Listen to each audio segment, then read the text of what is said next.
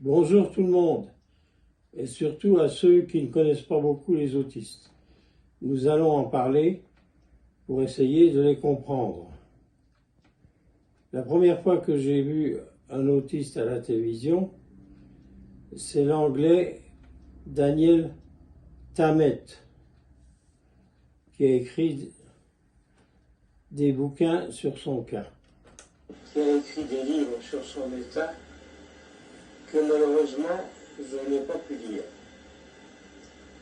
Comme d'habitude, je testais celui qui parlait avec mon test visuel de façon à savoir où était son côté M et son côté F. À ma grande surprise, il avait deux côtés F. Ce qui n'est pas le cas des deux autres latéralités qui ont, dans chaque individu, un cerveau d'une sorte et un cerveau de l'autre sorte.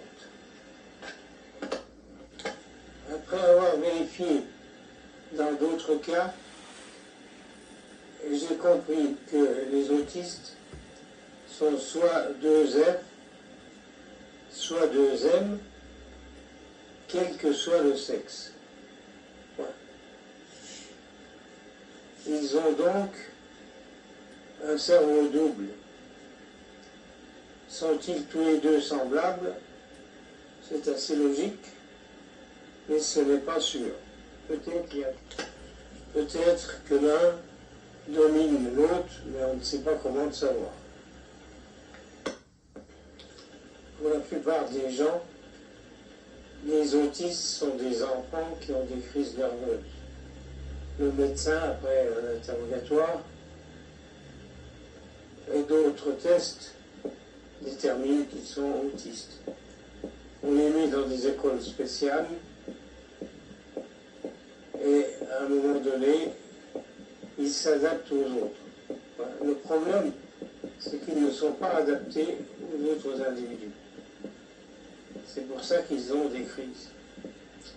À l'âge adulte, probablement, tout se tasse, mais il est probable qu'ils sont souvent seuls. On peut supposer que ce manque d'adaptabilité aux autres provient du fait que ces deux cerveaux sont semblables. Il manque l'autre sorte de cerveau. Cependant, certains enfants n'ont pas de crise nerveuse. Ils ont peut-être quelque chose qui les en empêche.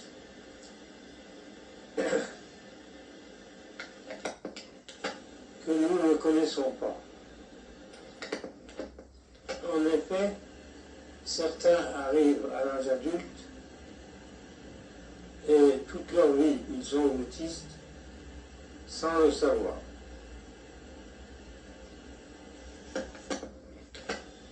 Je vais citer des personnages connus, mais en aucun cas je ne veux les heurter